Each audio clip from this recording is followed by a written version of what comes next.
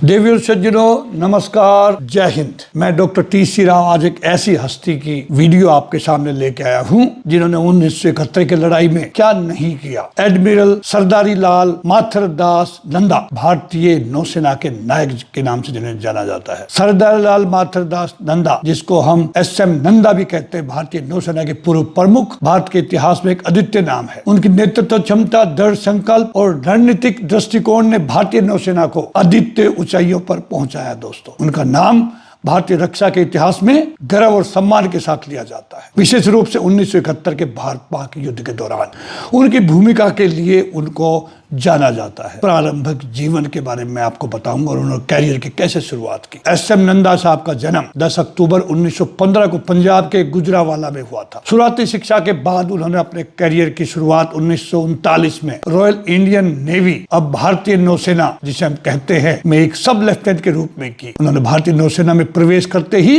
अपनी क्षमता का प्रदर्शन किया और जल्दी वरिष्ठ पदों पर पदोन्नति प्राप्त की। उनकी नेतृत्व क्षमता और साहसिक निर्णयों के कारण वे कुशल रणनीतिकार के रूप में पहचान बनाने लगे। 1971 के युद्ध में SM नंदा की भूमिका। 1971 का भारत पाकिस्तान युद्ध SM नंदा के नेतृत्व में भारतीय नौसेना के इतिहास का सबसे गौरवशाली अध्याय है। दोस्तों, उस समय वे भारतीय नौसेना के प्रमुख थे। पाकिस्तान ने पूर्वी पाकिस्तान, अब बांग्लादेश जिसे हम कहते हैं, में अत्याचारों का सिलसिला शुरू कर दिया था, जिसका प्रतिकार करते हुए भारत ने अपने सैन्य बलों को सक्रिय किया। इस युद्ध में भारतीय नौसेना की भूमिका विशेष रूप से महत्वपूर्ण थी और इसका श्रेय एडमिरल SM नंदा की रणनीति और निर्णय को जाता है। दोस्तों, उन्होंने ऑपरेशन ट्राइडेंट और ऑपरेशन पाइथन जैसे ऐतिहासिक नौसैनिक अभियानों का नेतृत्व किया। 4 दिसंबर 1971 को ऑपरेशन ट्राइडेंट के तहत भारतीय नौसेना ने कराची के पाकिस्तानी नौसैनिक ठिकानों पर आक्रमण किया और पाकिस्तान की नौसेना को भारी क्षति पहुंचाई। इस हमले में भारतीय नौसेना ने बिना किसी हानि के दुश्मन के प्रमुख जहाजों को डुबो दिया और कराची बंदरगाह को जलाने में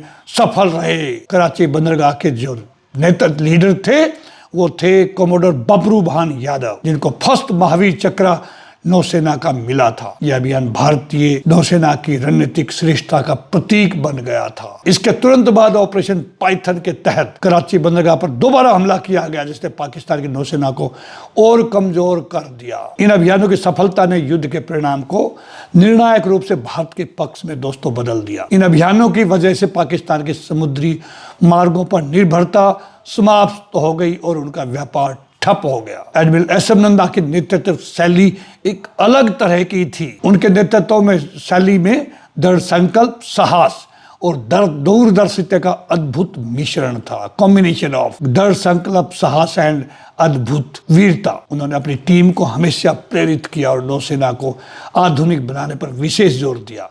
उनकी कुशल रणनीति और नेतृत्व ने न केवल भारतीय नौसेना को एक मजबूत शक्ति के रूप में स्थापित किया, बल्कि अन्य सैन्य बलों के लिए भी एक प्रेरणा का स्रोत बने। सम्मान और पुरस्कार। उनकी अद्वितीय सेवाओं और देश के प्रति योगदान के लिए सरदार लाल नंदा को कई पुरस्कारों से नवाजा गया। उन्हें पद्म विभूषण से सम्मानित किया गया, जो भारत के सर्वोच्च नागरिक पुरस्कारों में से एक है।